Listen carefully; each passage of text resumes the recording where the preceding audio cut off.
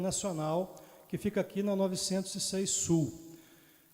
Neste momento, nós estamos iniciando a programação do Point da UPA, o nosso grupo de adolescentes, com transmissão simultânea pelo YouTube, que você está nos assistindo agora.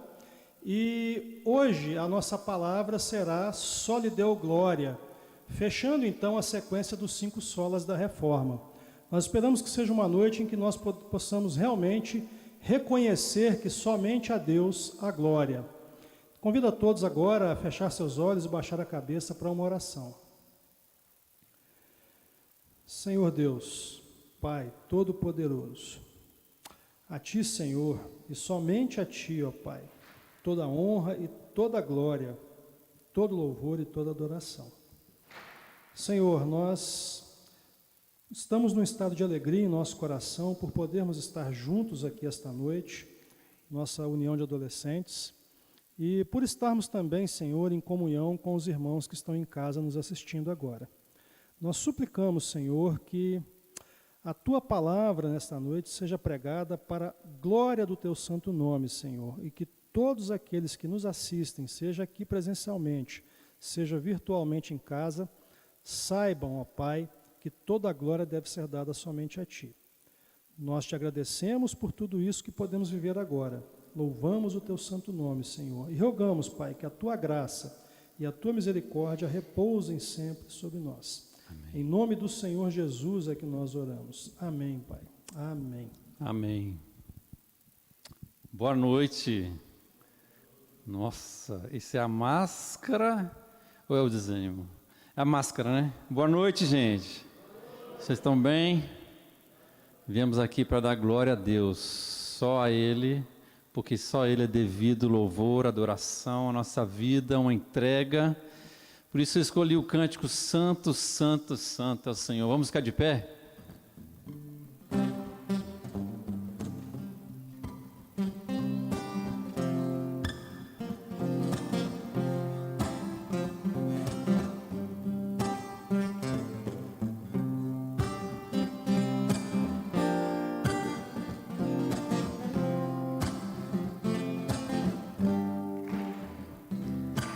Aí!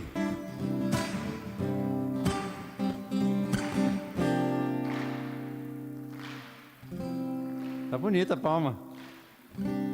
Vamos cantar? Santo, Santo, Santo, Santo, Santo, Santo, Santo é o Senhor, poderoso, digno de toda. Não estou ouvindo vocês. E de receber hoje o louvor.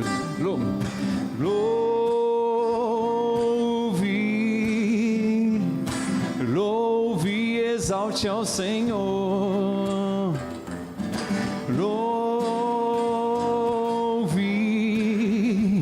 seu nome para sempre. E das palmas. Santo, Santo, Santo, Santo, Santo, Santo,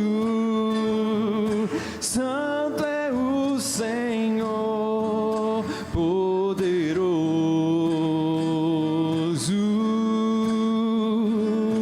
digno de toda glória,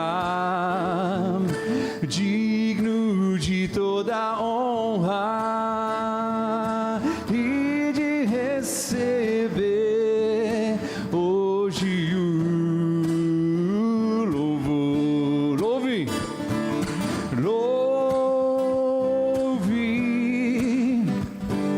Louve e exalte ao Senhor. Louve seu nome para sempre. Louve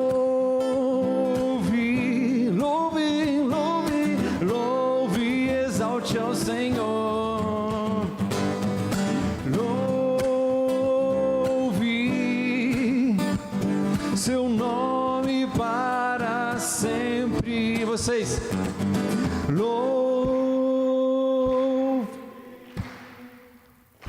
louve, exalte.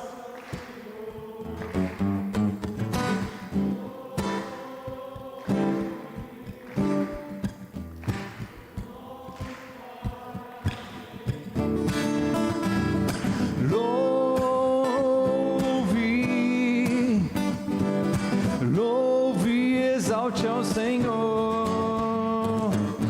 louve seu nome para sempre. Aleluia, glória a Deus. Bora sentar.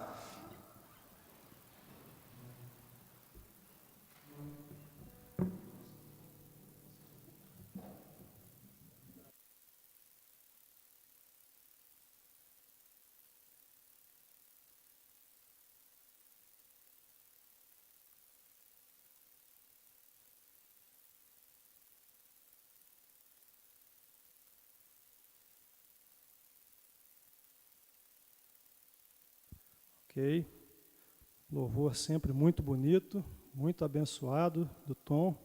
Agradecemos a Deus pela vida e pelo talento dele. Tá? Gente, vamos orar mais uma vez para que Deus nos abençoe nesse momento da palavra. Senhor Deus, Pai Todo-Poderoso, Senhor, neste momento em que nós vamos trazer a Tua palavra, ó Pai, aqueles que estão presentes aqui e aqueles que nos assistem em casa, eu rogo, Senhor, as Tuas bênçãos sobre nós, ó Pai, porque nós temos que reconhecer, ó Pai, que aqueles que pregam a Tua palavra sempre são imperfeitos e incapazes. Mas o Senhor é perfeito, o Teu Espírito Santo, Ele nos instrui, Ele fortalece e Ele supre as nossas deficiências, ó Pai. Te agradeço por isso e suplico, ó Pai, que continue conosco esta noite. Em nome de Jesus, amém. Bem, gente, aqueles que estão aqui conosco, os que nos assistem de casa, nós estamos trazendo hoje, então, o quinto sola dos 5 solas da Reforma Protestante. O tema dessa noite é Soli Deo Gloria. E o nosso desafio é tentar explicar para vocês o que isso quer dizer e o que isso significa para a sua vida hoje, tá bom? Se a gente conseguir explicar isso para vocês que estão aqui conosco e para quem nos assiste de casa nesta noite, eu creio que nosso desafio será cumprido a contento. Tá? Antes de falar de Soli Deo Gloria, eu queria fazer um resuminho, repassar rapidamente aqui para todo mundo, os 5 solas e o que cada um significa, né? Principalmente para os adolescentes que estão presentes aqui no templo, né? Eu sei que o pessoal que está em casa vendo a live hoje, muitos devem ter assistido todas as lives ao longo da semana. Os 5 solas são 5 afirmações de somente. Sola quer dizer somente. Então, a primeira dessas afirmações é sola scriptura. O que significa isso? Que a Bíblia é totalmente suficiente para nos ensinar tudo o que é necessário para a nossa salvação, salvação da condenação pelo pecado, e também para nos dar o padrão pelo qual o comportamento cristão deve ser avaliado. Tá? Sola Scriptura, a Bíblia é a palavra de Deus suficiente e contém todas as informações que nós precisamos. Segundo sola, solus Christus. E como o próprio nome já diz, somente Cristo. O que significa isso? Que a nossa salvação, ela é realizada unicamente pela obra mediadora de Jesus Cristo. Seu nascimento virginal, pelo poder do Espírito Santo, sua vida sem pecado e seu sacrifício na cruz são suficientes para nos fazer justificados ou justos diante de Deus e reconciliados com Deus. Por quê? Porque antes disso, a ira de Deus pesava sobre nós devido ao pecado. O terceiro sola é o sola gratia, um sola muito importante. O que sola gratia quer dizer? Somente a graça de Deus, somos salvos da ira de Deus unicamente pela graça dele. Ou seja, não há mérito em mim nisso, é a graça dele quem produz isso. Pela graça de Deus, nós podemos conhecê-lo nas Escrituras, porque se não fosse a graça dele em nos dar as Escrituras, nós nada saberíamos a respeito de Deus. Pela graça de Deus, ele enviou o seu próprio Filho amado para morrer em nosso lugar.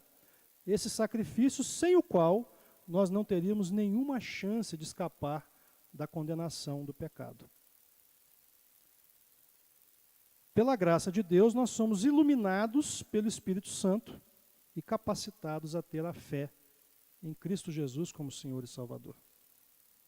Se não fosse o Espírito Santo para nos iluminar e nos capacitar, nós não seríamos capazes de ter essa fé. O quarto sola, sola fide, ou somente pela fé. A salvação se dá única e exclusivamente por meio da fé no Senhor Jesus Cristo como nosso Senhor e Salvador. Simples, né? É difícil, mas é simples. E o último sola, que é o sola desta noite.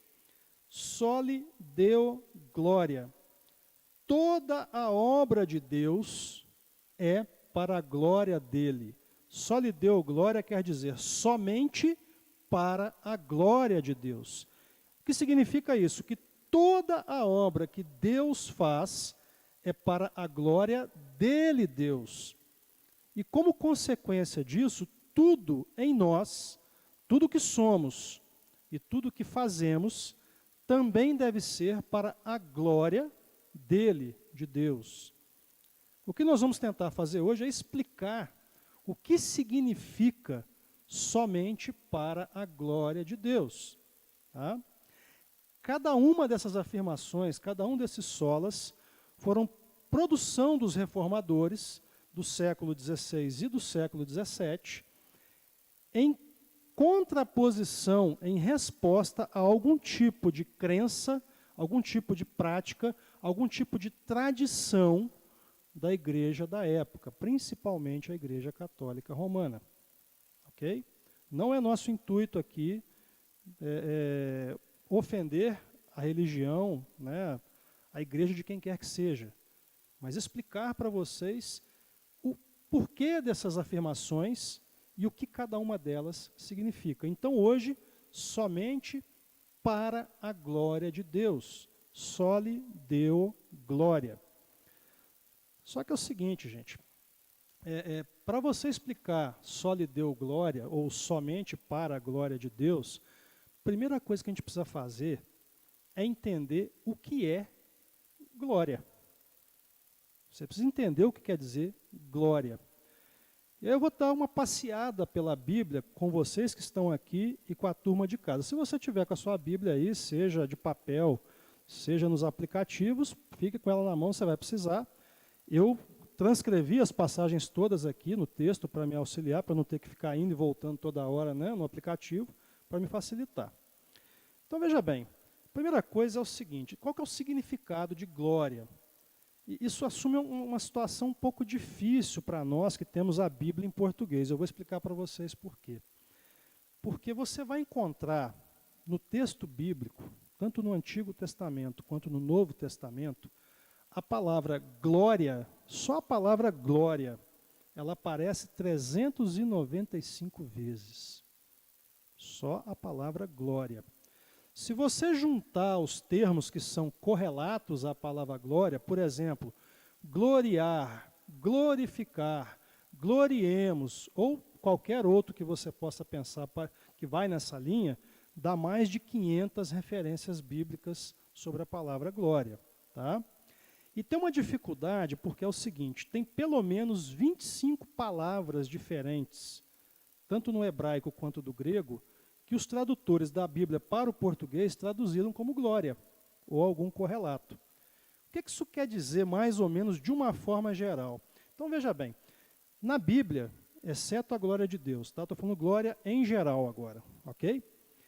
Quando alguém, ou algo, ou algum lugar tinha muita importância, ou tinha poder econômico, ou tinha uma beleza acima do normal, ou tinha importância, né, de poder como um rei ou uma cidade, muitas vezes aplicava-se a palavra glória, ou um correlato dela. Quer ver um exemplo?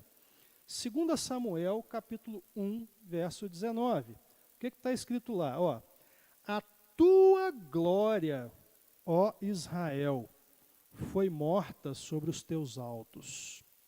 Como caíram os valentes. Veja bem que a palavra glória é aplicada à nação de Israel, e é Deus dizendo para a nação de Israel, a tua glória foi morta sobre os teus altos. Ou seja, por causa da idolatria de Israel, a glória de Israel, ou seja, a beleza de Israel, o poder de Israel, a importância de Israel, foi morta, se perdeu. Tem outras passagens, por exemplo, em que José, lá no livro de Gênesis, quando ele se revela para os seus irmãos, depois de anos que ele estava no Egito, os seus irmãos então estavam assustados, mas José dá uma tranquilizada neles. E o que José fala para seus irmãos? Olha, volta lá e busca nosso pai para vir para cá. Mas só que quando ele fala, volta lá e busca nosso pai para vir para cá, ele diz assim, e contem para o nosso pai sobre toda a glória que caiu sobre mim no Egito. Ou seja, quando ele quis dizer glória, quer dizer assim, conta para ele como agora eu sou importante, como agora eu tenho poder, como agora eu tenho influência e posso ditar os rumos da nação do Egito. Então, glória foi aplicada a esse reconhecimento da importância de José. É isso que eu queria dizer. Então, de uma forma geral, tem muitas vezes que a Bíblia vai aplicar essa palavra glória ou alguma palavra, né, similar, um verbo, um substantivo ou outro, nessa situação de homens ou de cidades. Então, por exemplo, quando Deus fala para Isaías que o rei da Assíria, ou que os assírios iam cercar os muros de Jerusalém, o que Deus fala para Isaías? E virá o rei dos assírios com toda a sua glória. O que ele quis dizer com isso? Ele vai vir aqui com uma demonstração de poder, com um exército gigantesco aos muros de Jerusalém, né? Foi aplicado a um rei sabidamente ímpio, tá? Só que tem o seguinte, quando essa palavra glória, ela aparece junto com o Senhor Deus, ou junto com Deus, ela assume um significado que é muito maior do que o significado que é aplicado a pessoas e lugares, obviamente. Presenciar a glória do Senhor, presta bem atenção nisso, que isso é chave para toda a noite aqui. Presenciar a glória do Senhor significa conhecer que o Senhor Deus é o Deus Todo-Poderoso, é o único Deus. Ou seja, conhecer a glória de Deus significa entender que Ele é o único Deus, o Deus Todo-Poderoso. Está fácil até aqui? Tranquilo de entender, né? Vamos a alguns exemplos bíblicos aqui que eu vou trazer para vocês e para os irmãos de casa agora. O primeiro exemplo está em Êxodo, no capítulo 24, versos 15 a 18. Êxodo 24, versos 15 a 18. Se você não quiser abrir, eu vou ler para vocês aqui, tá? Fica tranquilo. O que diz lá? Tendo Moisés subido, uma nuvem cobriu o monte, e a glória do Senhor pousou sobre o monte Sinai. E a nuvem o cobriu por 6 dias. Ao 7º dia, do meio da nuvem, chamou o Senhor a Moisés.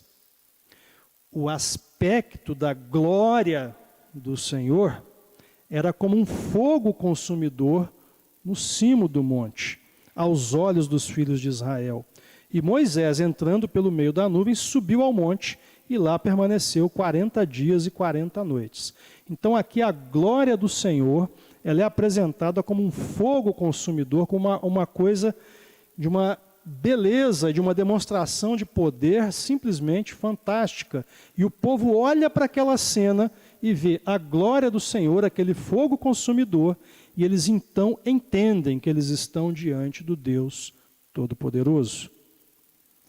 Segundo exemplo, nós vemos aqui em 2 Crônicas, capítulo 7, nos versos 1 a 3, quando Salomão conclui o templo do Senhor. tendo Salomão acabado de orar, desceu fogo do céu e consumiu o holocausto e os sacrifícios. E a glória do Senhor encheu a casa. Os sacerdotes não podiam entrar na casa do Senhor, porque a glória do Senhor tinha enchido a casa do Senhor. Todos os filhos de Israel, vendo descer o fogo e a glória do Senhor sobre a casa, se encurvaram com o rosto em terra sobre o pavimento e adoraram e louvaram o Senhor, porque é bom, porque a sua misericórdia dura para sempre. Então, mais uma vez, o povo pôde contemplar a glória do Senhor, ou seja, eles puderam contemplar todo o poder de Deus ali presente e entenderam que estavam diante do Deus Todo-Poderoso e que não há outro. Está claro? Exemplo 3 é o Salmo 29, de Davi. E esse é um salmo da glória, né? O que Davi vai dizer aqui, ó? Tributai ao Senhor, filhos de Deus, tributai ao Senhor glória e força.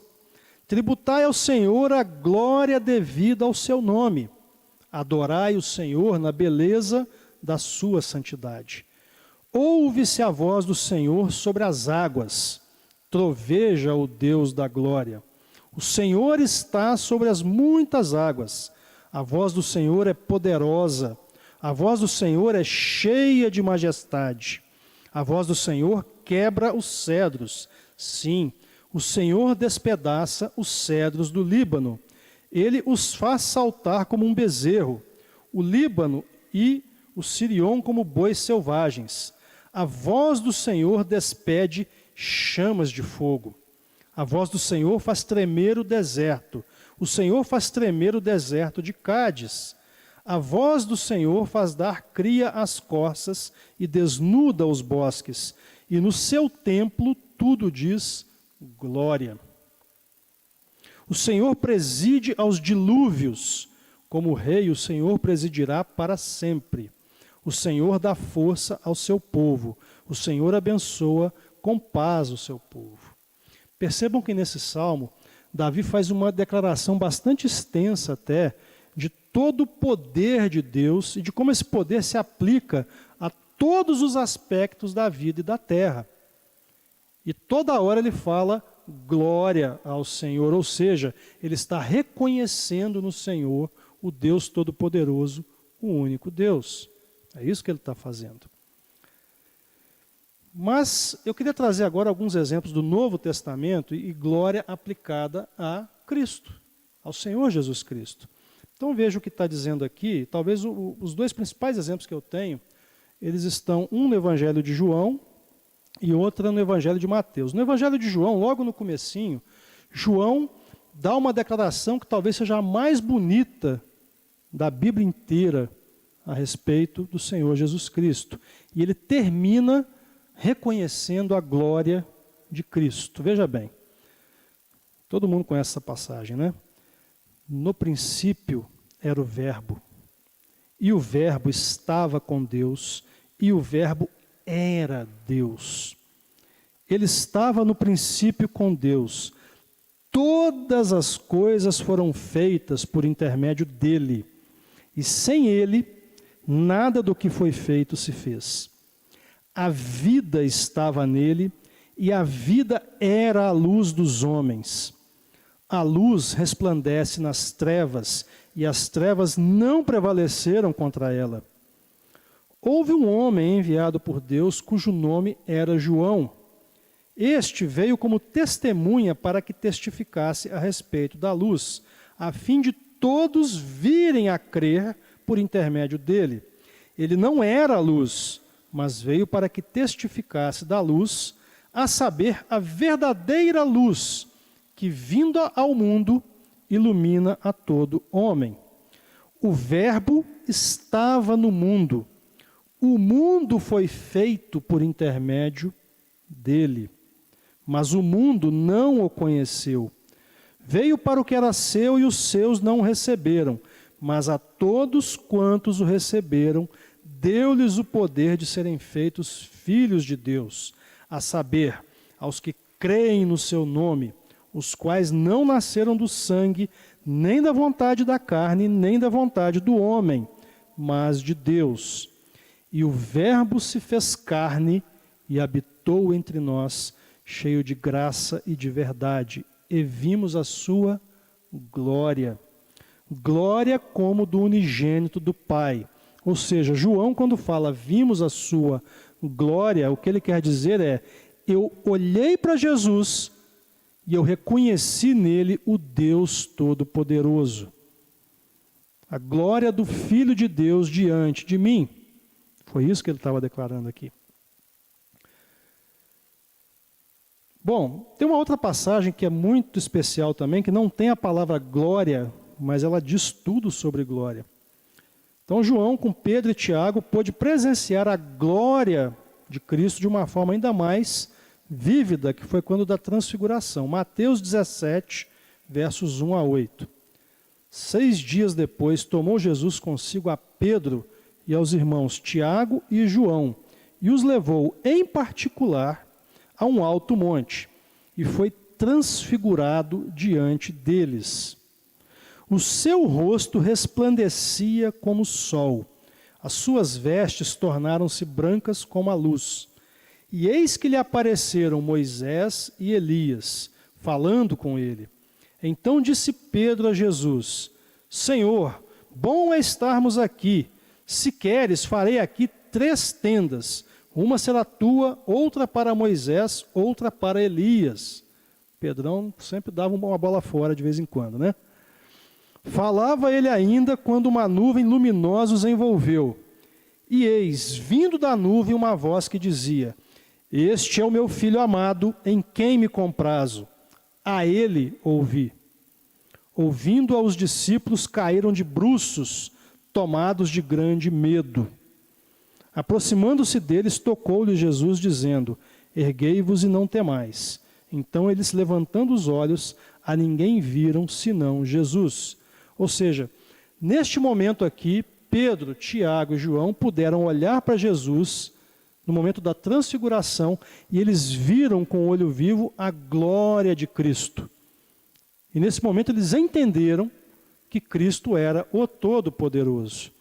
Nós temos 2 momentos parecidos com esse no Novo Testamento. Quando Paulo tem esse encontro com Cristo na estrada para Damasco e quando João, preso lá em Apocalipse, tem a visão do Cristo glorificado, logo no começo de Apocalipse também, né? E o que acontece, gente, assim, a Bíblia menciona várias vezes que a terra se encherá do conhecimento da glória do Senhor. Presta bem atenção nessa frase.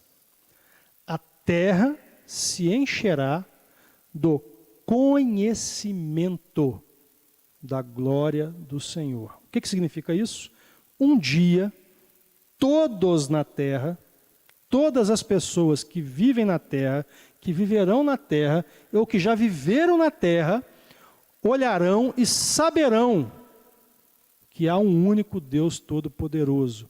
E saberão que Jesus Cristo é o Senhor. Quando é que isso vai acontecer? Quando é que a terra vai se encher do conhecimento da glória do Senhor? Essa é fácil. Quando Cristo voltar. Quando Cristo voltar, a terra se encherá do conhecimento da glória do Senhor. Veja o que Jesus diz em Mateus, no capítulo 24, versos 39 a 31, e depois juntando Mateus 25, verso 31.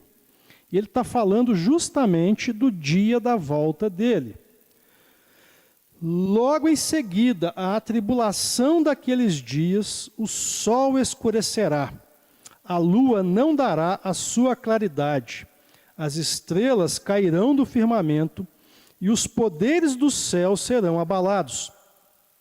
Então aparecerá no céu o sinal do Filho do Homem. Todos os povos da terra se lamentarão e verão o Filho do Homem vindo sobre as nuvens do céu com poder e muita glória. Ou seja, muito brilho, né? A coisa vai aparecer para todo mundo de forma visível. E ele enviará os seus anjos com grande clangor de trombeta, os quais reunirão os seus escolhidos dos 4 ventos, de uma a outra extremidade dos céus. E aí pula para Mateus 25, 31. Quando vier o Filho do Homem na sua majestade, e todos os anjos com ele, então se assentará no trono da sua glória. O que quer dizer isso? Essa glória, além do brilho em si, porque tem um brilho tem um brilho na cena aqui acontecendo do Senhor Jesus Cristo. Essa glória é a forma como todos reconhecerão o Senhor Todo-Poderoso em Jesus Cristo, na volta do Senhor Jesus Cristo. Tá? O que quer dizer tudo isso? Assim, pode ser que eu pregue a palavra para todo mundo, pode ser que eu não pregue a palavra para todo mundo, pode ser que as pessoas ouçam a palavra de Deus e acreditem, pode ser que elas não acreditem. Mas no dia em que Jesus Cristo voltar, todos verão e todos reconhecerão que Ele é o Senhor. Alguns reconhecerão com alegria, outros reconhecerão com tristeza. Vou fazer uma perguntinha para a turma daqui. Para a turma de casa eu não consigo saber. Deu para entender o que significa glória? Está fácil de entender agora o que significa glória?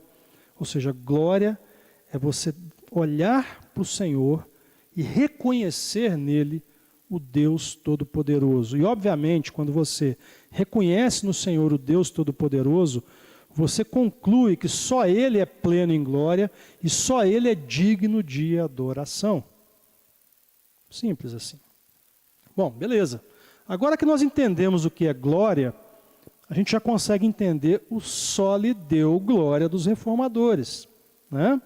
Então os reformadores, entendendo o que é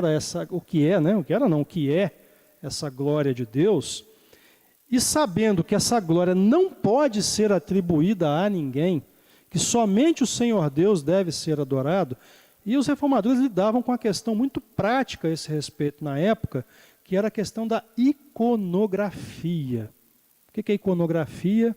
É a confecção da imagem, a confecção de certos ídolos, sob qualquer pretexto. No caso da Igreja Católica Romana, é muito comum a confecção da imagem de um santo ou a confecção da Virgem Maria. E qual era a afirmação que os reformadores estavam dando, então, com só lhe deu glória? Eu não posso de maneira nenhuma reverenciar, cultuar, adorar, dar honra, seja o que for, a nenhuma imagem, porque toda a glória pertence somente a Deus, só lhe deu glória. E os reformadores sabiam e entendiam também que o coração humano é, por natureza, uma fábrica de ídolos.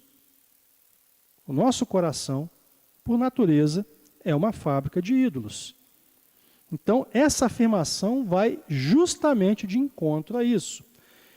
Talvez a passagem que melhor defina esse entendimento dos reformadores seja Romanos, no capítulo 1, nos versos 18 a 25. O que está lá em Romanos 1, 18 a 25? A ira de Deus se revela do céu contra toda impiedade e perversão dos homens que detêm, ou seja, seguram a verdade, né? Deter, nesse caso, é de segurar, que detêm a verdade pela injustiça. Porquanto o que de Deus se pode conhecer é manifesto entre eles, porque Deus lhes manifestou. Porque os atributos invisíveis de Deus, assim o seu eterno poder, como também a sua própria divindade, claramente se reconhecem desde o princípio do mundo, sendo percebidos por meio das coisas que foram criadas. Ou seja, qualquer um que quiser conhecer a Deus, saber quem é Deus, basta olhar para as coisas criadas, basta olhar para o mundo. Tais homens são, por isso, indesculpáveis, porquanto, tendo conhecimento de Deus, não o glorificaram como Deus, nem lhe deram graças. Antes se tornaram nulos em seus próprios raciocínios, obscurecendo-se-lhes o coração insensato. Inculcando-se por sábios, tornaram-se loucos e mudaram a glória do Deus incorruptível em semelhança da imagem de homem corruptível, bem como de aves, quadrúpedes e répteis. Ou seja, essa afirmação aqui vai frontalmente contra a iconografia. Por isso, Deus entregou tais homens à imundícia, pelas concupiscências de seu próprio coração, para desonrarem o seu corpo entre si, pois eles mudaram a verdade de Deus em mentira, adorando e servindo a criatura em lugar do Criador, o qual é bendito eternamente. Amém. Então veja que esse era o problema com os quais os reformadores se deparavam naquela época, e convenhamos, de certa forma, é um problema existente ainda hoje, mesmo que se diga que as imagens não são para adoração, mas são para respeito, de alguma forma elas roubam a glória que pertence somente a Deus. Qual era a afirmação presente em Só lhe deu glória, portanto? Porque vocês já devem ter visto essa cena em algum filme, ou alguma novela, em algum lugar, seja algum teatro. É assim, está lá a imagem de um santo, está lá a imagem da Virgem Maria. É muito comum pessoas se prostrarem diante de uma imagem dessas e fazerem uma oração, fazerem um pedido, né? O santo tal, o santo das causas impossíveis, o santo tal, o santo casamenteiro.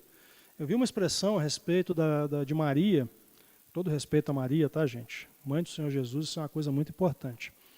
Mas eu vi uma expressão uma vez de uma pessoa que dizia assim, debatendo sobre essa questão da imagem de Maria, de você orar para ela, e aí a pessoa falou simplesmente assim, mas pede para a mãe que o filho atende. Já ouviu isso? Né? Pede para a mãe que o filho atende. Ou seja, ora para Maria, que Maria vai mediar para você, né, o contato com o Senhor Jesus e com o próprio Deus Pai. Então, Só lhe deu glória vai frontalmente contra isso. Eu diria até que vai contra mais algumas coisas nos dias de hoje. Isso só lhe deu glória, por isso a afirmação só lhe deu glória foi firmada. É certamente a afirmação mais importante dos 5 solas. Tá? Beleza. Aí talvez você possa perguntar, ok, entendi o que é glória e entendi o que só lhe deu glória. E eu com isso? Como é que eu fico nisso? O que isso tem a ver comigo? O que isso tem de implicação para mim agora? Né? Bom, nós sabemos que a glória deve ser dada somente a Deus, e nós sabemos que há um só Deus, Ele é o único Deus que deve ser adorado em função de ser perfeito. Senhor Jesus Cristo, Ele nos comandou a proclamar só lhe deu glória. Quer saber como? Quando Jesus dá a ordem missionária lá em Mateus, no capítulo 28, versos 18 a 20, lá no finalzinho do Evangelho de Mateus. Então Jesus, aproximando-se, falou-lhes dizendo, toda autoridade me foi dada no céu e na terra. Ide, portanto, e fazei discípulos de todas as nações, batizando-os em nome do Pai e do Filho e do Espírito Santo, ensinando-os a guardar todas as coisas que vos tenho ordenado. E eis que estou convosco todos os dias até a consumação do século. Essa ordem que Jesus dá aqui, se entendida corretamente, em última instância, é para que nós proclamemos por toda a terra que só lhe deu glória. Essa é a proclamação que nós fazemos quando fazemos missões e evangelização. Só lhe deu glória. Somente o Senhor é digno de receber toda a glória. Então, toda evangelização que você faz, todo trabalho missionário que você faz, ele tem como função definitiva, final, só lhe deu glória. Ou seja, proclamar a glória de Deus e proclamar que só o Senhor Deus é o Todo-Poderoso. Proclamar que a nossa salvação se dá somente pela graça de Deus mediante o sacrifício de Cristo. O poder vem dali, e somente dali. e, portanto, toda a glória seja dada somente a Ele, e mais ninguém. E mais nada nem ninguém. Mas eu quero que você entenda uma coisa muito importante essa noite também aqui. Você proclama a glória de Deus, não é somente evangelizando ou fazendo missão de forma efetiva, não. Você proclama a glória de Deus também sendo.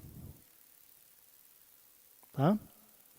Tudo aquilo que você sente, tudo aquilo que você faz, tudo aquilo que você pensa, cada pequena ação sua, cada pequeno ato seu, podem ou não proclamar a glória de Deus aos olhos daqueles que te veem. Quer ver?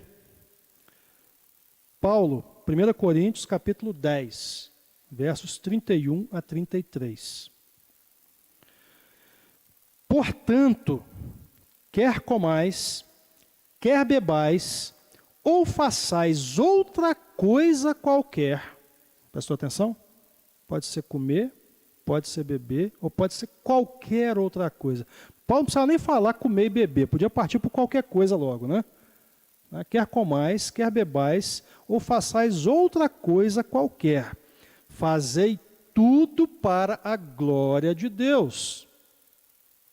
Ou seja, qualquer coisa que você faça, você está sendo observado. Sempre tem alguém te observando.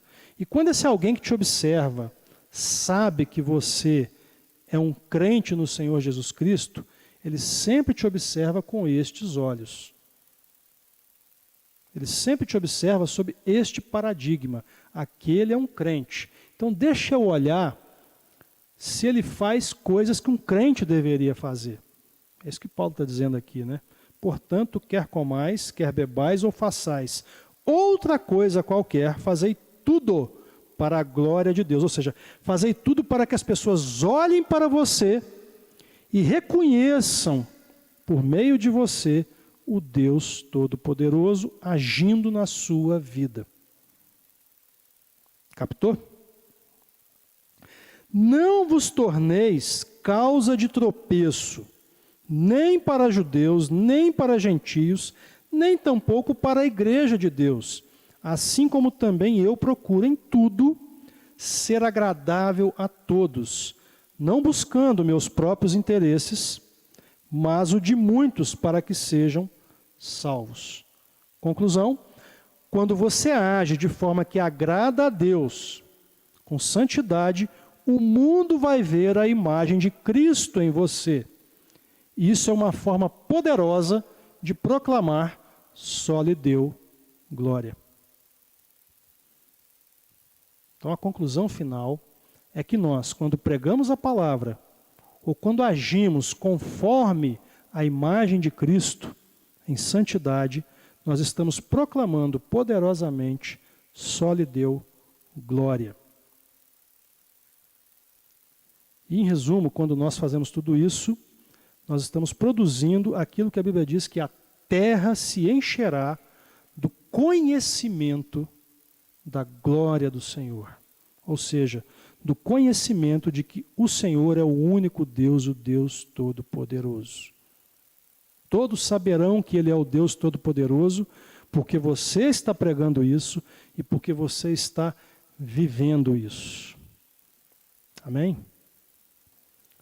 Eu paro por aqui, vou devolver aqui agora para o Tom, para mais um hino, e depois nós retornamos aqui.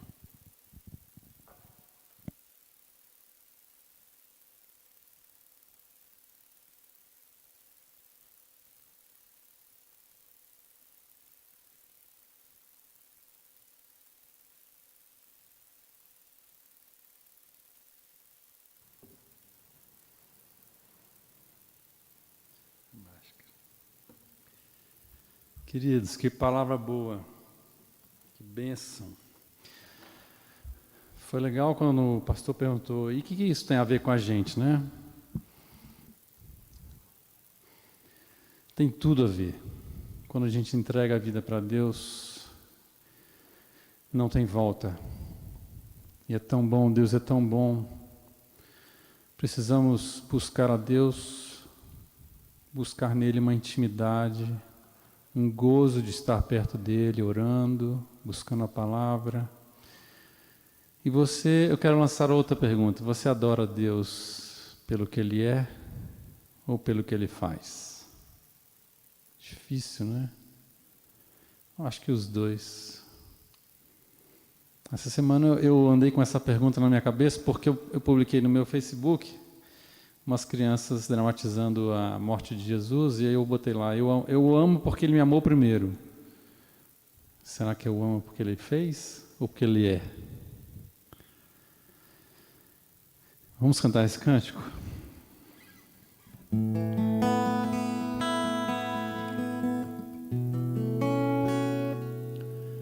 Minha fé não está firmada nas coisas que podes fazer. Eu aprendi a te adorar pelo que és. Dele sim, amém. Somente dele, mais ninguém. A Deus seja o louvor. Minha fé firmada nas. Eu aprendi a te adorar pelo que és. Dele vem o sim, o amém. Somente dele, mais ninguém. A Deus seja o louvor. Se Deus fizer, Ele é Deus. Se não fizer, Ele é Deus. Se a porta se abrir, Ele é Deus. Mas se fechar, continua sendo Deus. Se a doença vier, se curado eu for, se tudo der certo, Ele é Deus. Mas se não der, continua sendo Deus. Não adoro pelo que Ele faz, eu adoro pelo que Ele é. Haja o que houver, sempre será Deus. Eu não adoro pelo que Ele faz, eu adoro pelo que Ele é. Haja o que houver, sempre será Deus. Se Deus fizer,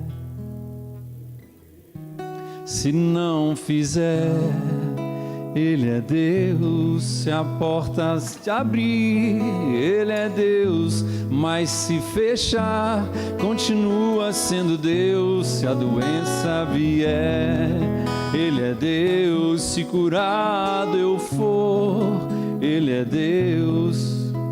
Der certo, Ele é Deus. Mas se não der, continua sendo Deus. Aleluia.